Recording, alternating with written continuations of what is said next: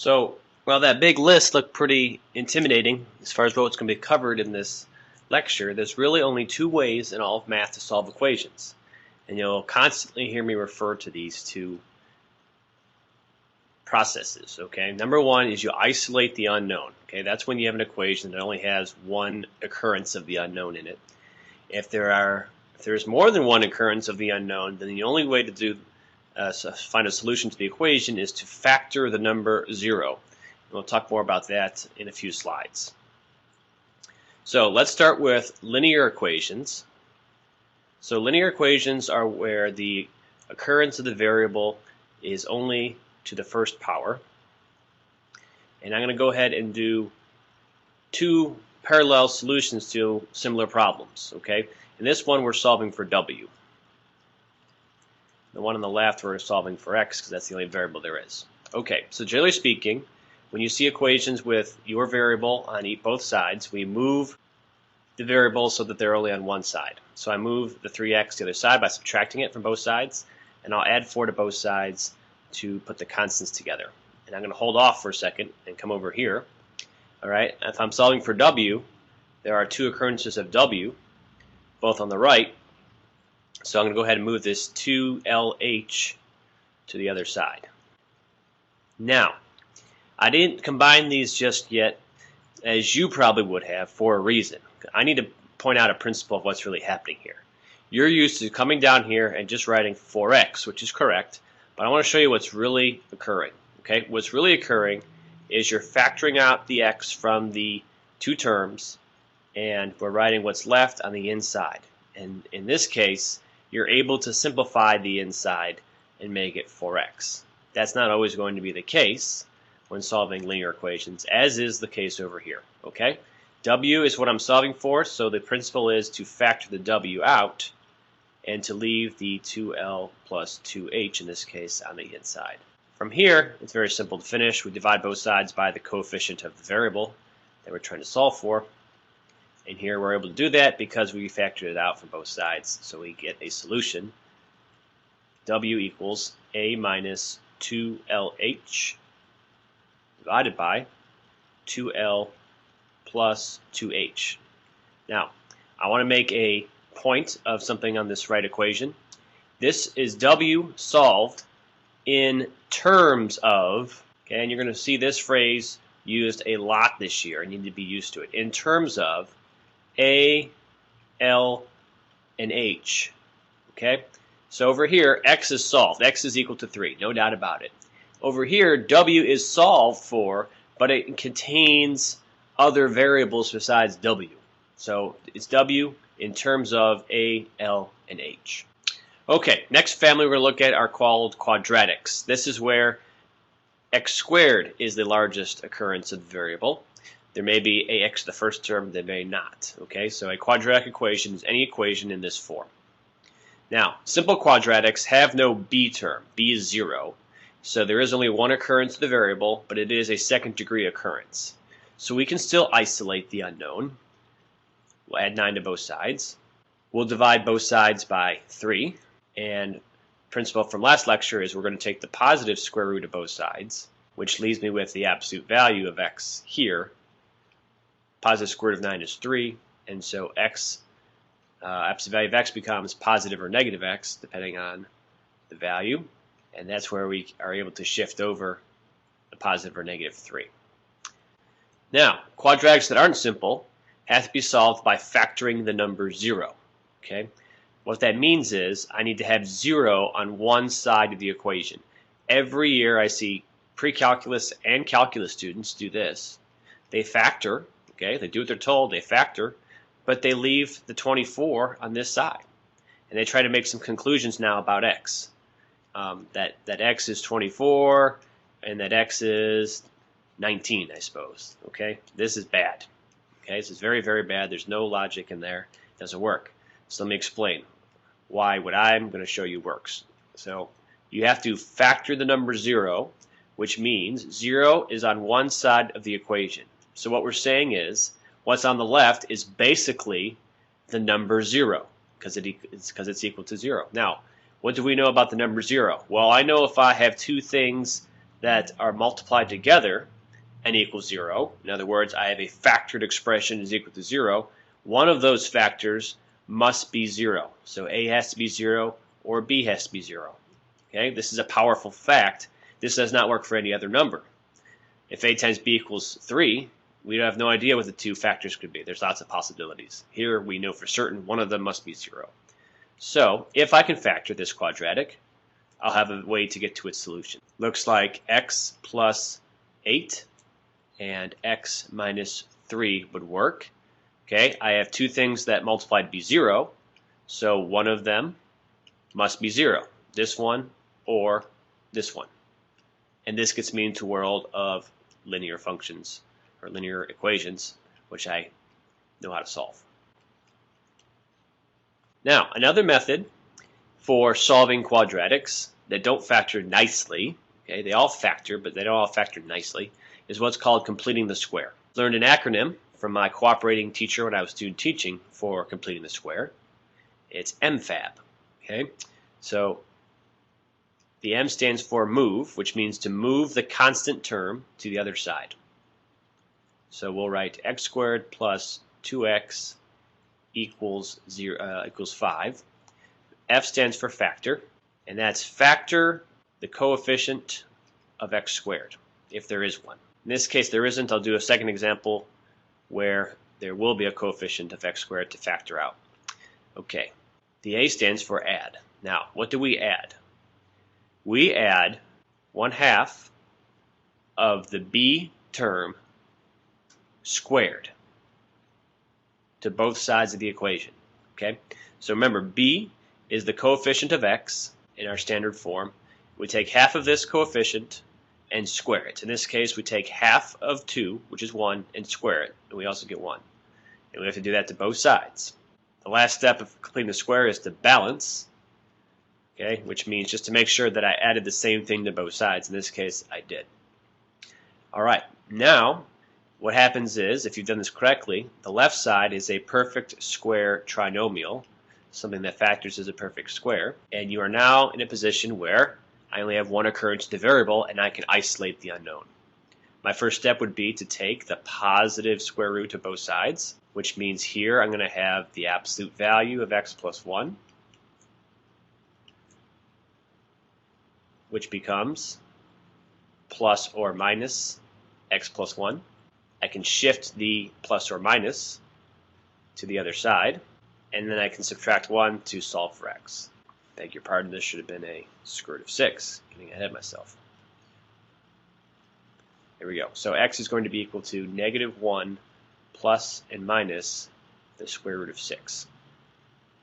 Every letter in the acronym, in this case. So move the 9 to the other side. 2x squared plus 4x equals 9. Factor out the coefficient of x squared from the left side. So I have 2 times the quantity, x squared plus 2x, I'm going to leave a little bit of room, equals 9. I add to complete the square. I add half of the b term, okay, here the b term is 2, squared. So just like the previous problem, I add 1 to both sides. Or I should say I add 1 in here to complete the square, and then the key here now is to balance. So what did I really add on the left? I really added 2 times 1, so that's what I add to the right side to balance it correctly. The left now factors as a perfect square trinomial, and I'm now in a position to isolate. First divide by 2, take the positive square root to both sides. Don't forget that makes it absolute value over here, and I'm going to take plus or minus, move it over, and end up with -1 plus or minus the square root of 11 over 2. Mathematicians said, well, hey, I can complete the square, no problem, but it seems to be I'm doing the same steps over and over again. So why don't we just complete the square on the generic quadratic equation and see what kind of result comes up in general for coefficients A, B, and C. Moving on to things beyond quadratics, this is called a rational equation because it's got 2 fractions in it. And I want to show you what you want to do. What you want to do is cross multiply. And I'm going to show you why that's not a good idea. So That would give you x cubed minus 3 times x plus 2 would be equal to x plus 2. And then you say, oh, I got x plus 2 on both sides, so I'll just divide both sides by x plus 2. That would give me x squared minus 3 equals 1. And then I go about my business and say x squared equals 4. And so, skipping some steps, x equals plus or minus 2. And you'd think you were done. But if we look back at the original problem, negative 2 is no good. It would make both fractions 0. And so that's actually not a solution. So let me show you how you should really handle rational equations. Okay? How you really want to handle rational equations is this. Okay? I'm going to write the general strategy up here. Your goal with a rational equation is to get a fraction, a single fraction, to be equal to 0. Because if a over b equals 0, you know something about the answer. Okay? The numerator must be 0 as long as the denominator is not. That's your general strategy. So here, I would like to have 0 on one side, so let's move the 2 to the other side. And now my goal is to get one big fraction equal to 0. So, okay, we can do this. Common denominator. First fraction needs an x plus 2. The second fraction needs an x. And the third fraction needs both an x and an x plus 2. Our common denominator, of course, is x times x plus 2. Okay, this is equal to 0. Let's clean up. Let's see what we have here. We have negative 2x squared. And we have 8x's minus 4x's, so that's 4x's. And we have a plus 6 over x times x plus 2 equals 0. Now, let's see here. I'm going to go off to the side so I can make a note. I can factor the negative 2 from the numerator.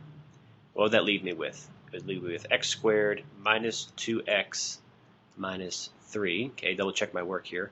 That's going to make my numbers smaller to work with. So I have negative 2 x squared minus 2x minus 3 over x times x plus 2 equals 0. Okay, I'm in good shape now. Okay, I have a fraction equal to 0.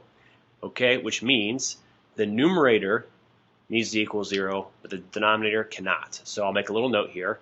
X is not allowed to be 0, and x is not allowed to be negative 2.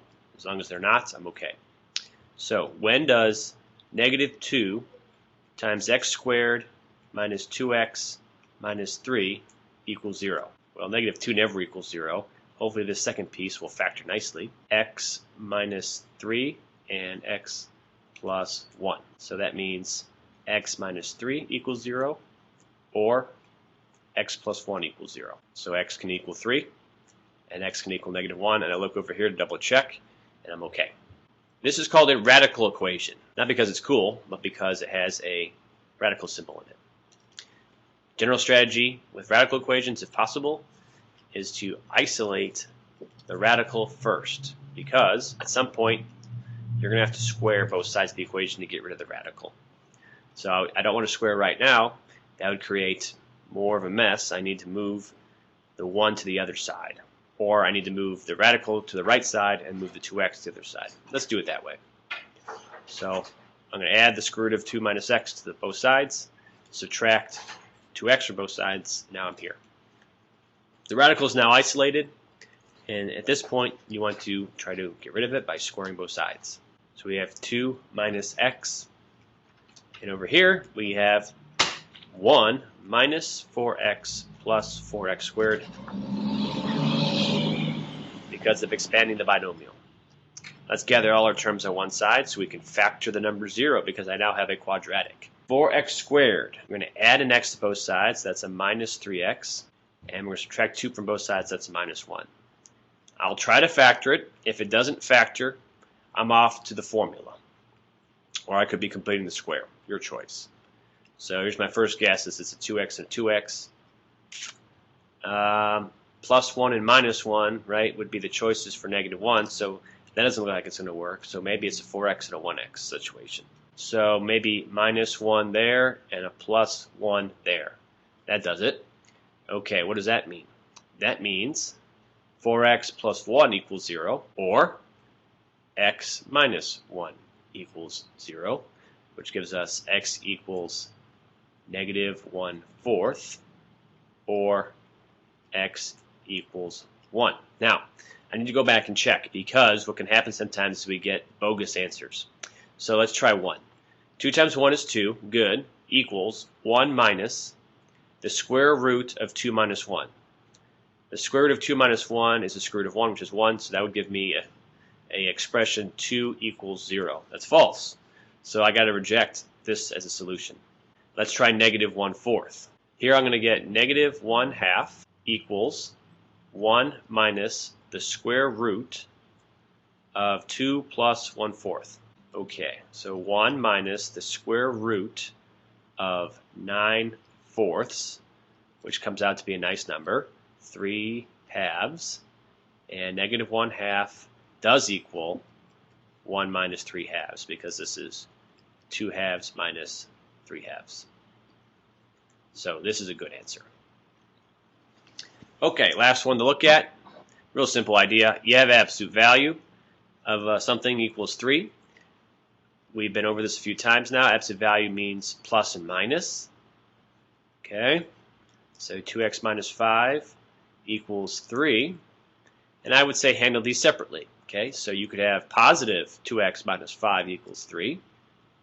And you can have the opposite of 2x minus 5 equals 3. Here you're going to add 5 and divide by 2 and get 4. Here you're going to make a negative 3 equal to 2x minus 5 first, probably. Add 5 to both sides and divide both sides by 2, and you get x equals 1. Let's double check. 8 minus 5 is 3, absolute value 3 is 3, good. And 2 minus 5 is negative 3, absolute value is 3. Good to go.